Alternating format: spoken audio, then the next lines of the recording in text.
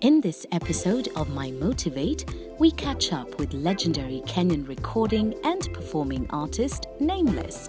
He chats about love, family, music, and what matters most.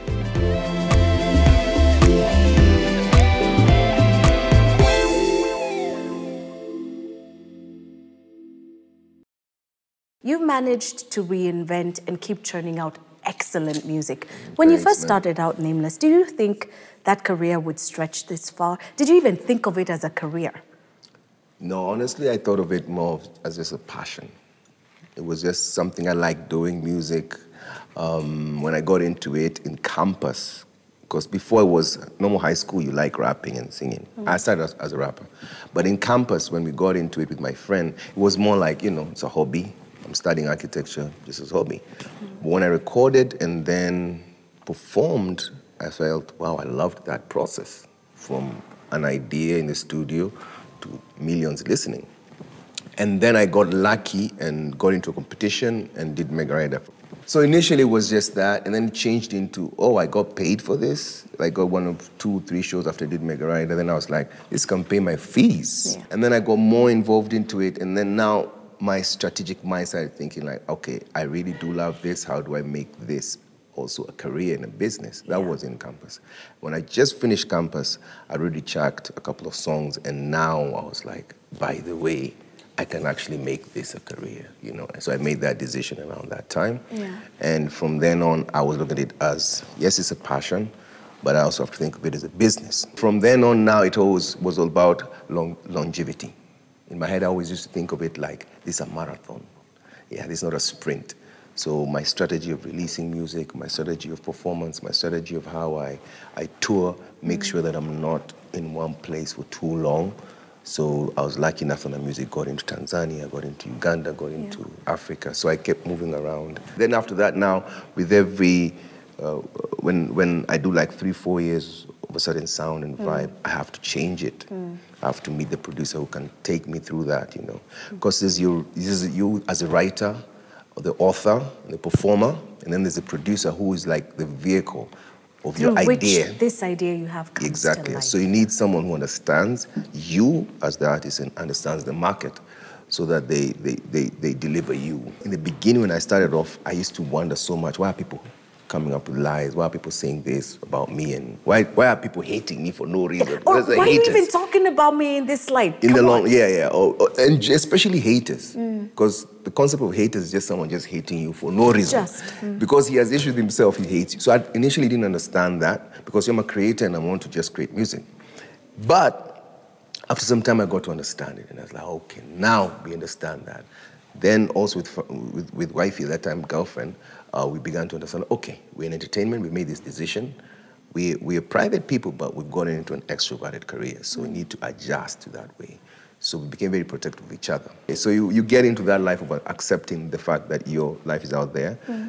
Some things are good, people say positive things, I'll be honest, and that's what I focus on now. I don't focus on the negative. It's literally 1% or 2%. Why would I focus on that? Why focus on that? But as a creative, you get but sometimes... But it still riles you because it's something... I mean, straight up, it's your like even if you look at a situation like a video, you drop a video, you'll have like, let's say 2,000 likes and 10 dislikes.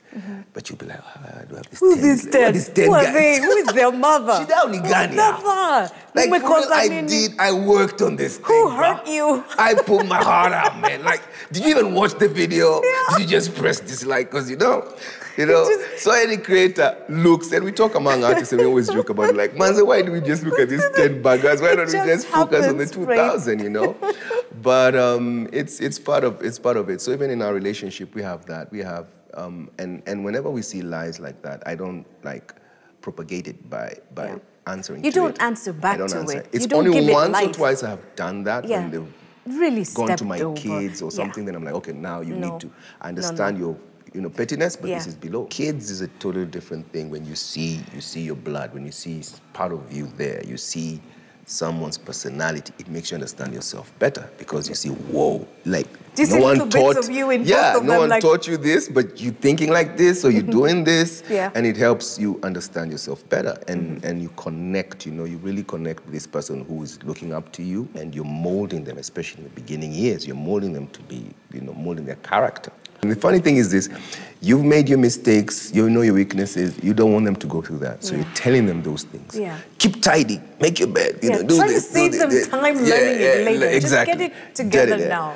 And you have your own issues, so there are times your kid will step on you and be like, yo, but dad, why did you lie there? So you have to adjust and become a better person yourself so that you're leading by example. Yeah. So it really does change you in many ways positively, and it gives you purpose, to do whatever you're doing. It gives you more purpose because now people are relying on you, looking up to you and stuff like that. So whatever you do, even as an entertainer, I always have to think, okay, I don't want my daughter to ever feel pressure, embarrassed or what. So I talk to her all the time, even in my music, when I'm doing a video. I remember the first time I was doing a video when my firstborn was old enough to understand, and I had to show her the video before, and it was a song I'd done like 4 years ago called African Beauty. And I wanted to make sure she understands this is acting, and and so that she doesn't have issues. So yeah, because school kids are going to be like, hey, your dad, manze, was dancing, manze, with an African girl. Yeah. Like, your mom, like, such things, you're lying. This is not your mom. So you need to prepare her. So I sat her down and put her through. She was watching, and I'm like, explain the song. It's about celebrating African beauties and what, yeah. And so I was like, so you cool with it? She's like, I know it's acting. Like, why you? I'm not a baby. I get it. Then she's like, but. Why are you singing to many girls? Why are you singing to one girl? I was like, okay. Oh my goodness. I could see my wife in her, like, Nini, where, And I'm like, Daddy, okay. Explain why don't you just sing to one girl? I found that so interesting. But yeah, so all those things, begin to change in your career, life, personality, and stuff. Okay, speaking of the kids, just before we move along quickly, there are two schools of thought. The people who say, keep your children off the gram, keep them off, social media, just keep them off, and let it be a decision that they make when they're ready. But with you and Wahoo, it's slightly different. You've let people into your house, you've let people into your family. People are watching your daughters grow with you. Yeah. Did you sit down and discuss this, or did it just happen and you figured, it is what it is? I remember a particular part of my life when I was debating on many things because of this being public and my kids and all that. Yeah. And I was worried about my kids handling that, because I know my kids are very sensitive. And there's a time I remember, I can't remember what the reason was, but there's a moment I was feeling, this public life, I don't want it anymore, and I don't want to stress and I think I just need to retire from it and take a private seat. I think I was just going through my own, And then somehow I realized now I'm running away from my calling as who you really are. Yeah, as a musician and an entertainer. And instead of running away from it, I need to strengthen my daughter's character to handle all that, because even when she's alone somewhere, she'll still have to handle some of this negative energy and have to learn how to create positive from inside. And exactly. Yeah. So instead of hiding her from that, you need to be able to handle it. So I made that conscious decision with wifey too, and we were like, you know what? We are public figures. Like it or not, we are public figures. Even if we resign now, retired now, we'll still be, huyo ndio yule msee alikuwa naimba mega rider. Na kamezeeka na katumbo. So I'm like, just take own this space, because that's your life. Make your kids understand that's the life, so that they'll deal with a bit of hate also. Because my daughter has come once in a while, twice home, and she's like, someone was hating on you, man, saying, some kid was like, your dad makes such boring music. Oh, God. Stupid. So she came home and said, hey, Dad. God was like, Dad. Dad, man. So I asked her, so how did you feel? She said, I mean, I don't believe him, man. So I'm like, so what do you feel about it? She said, I'm just curious why he would come to tell me that, yet he knows you're my dad. So I was like, now you know the concept of hating. Because he was trying to make you feel bad.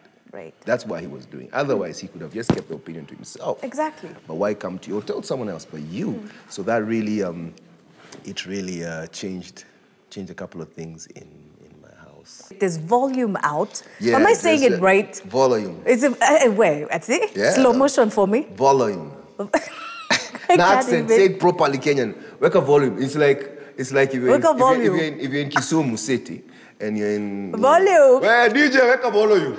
Hey, tumelipa, weka volume. Ongeza volume. Hey, that. So when I was like coming up with, because every time I'm writing music, I get vibes first, vibes, and then I get into the lyrics later. So when I was doing the vibes, and I was listening to this beat, the first thing that was in my head was that's what the first thing that came to my head. That's religion. So when I was like, will I say ongeza volume? That's so unnatural. Ongeza volume.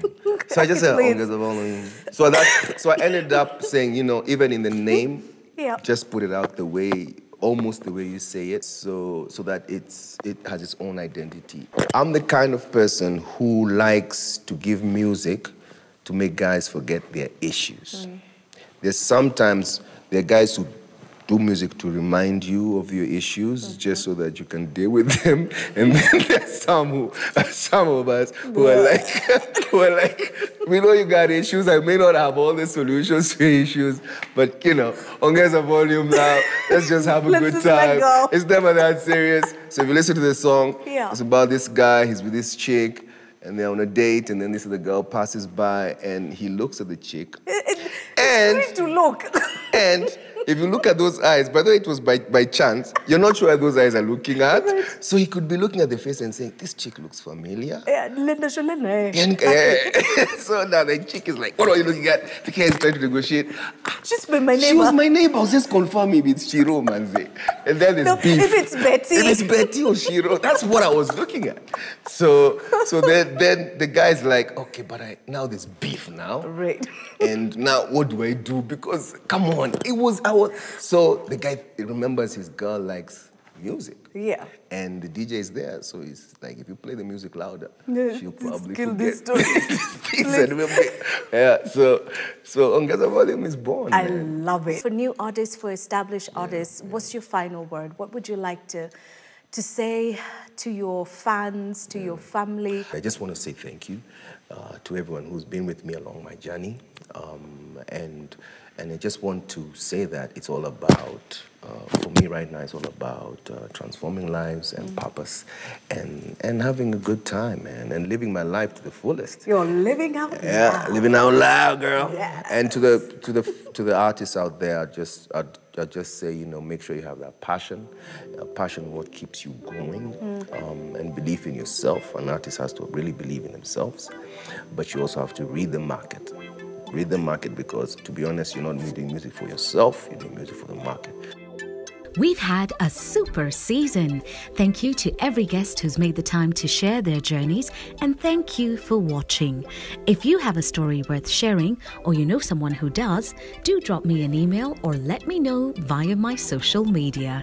Enjoy my Motivate in the meantime, and see you in Season 6 of Sheila Lives Out Loud at the Waterfront Karen. You've arrived.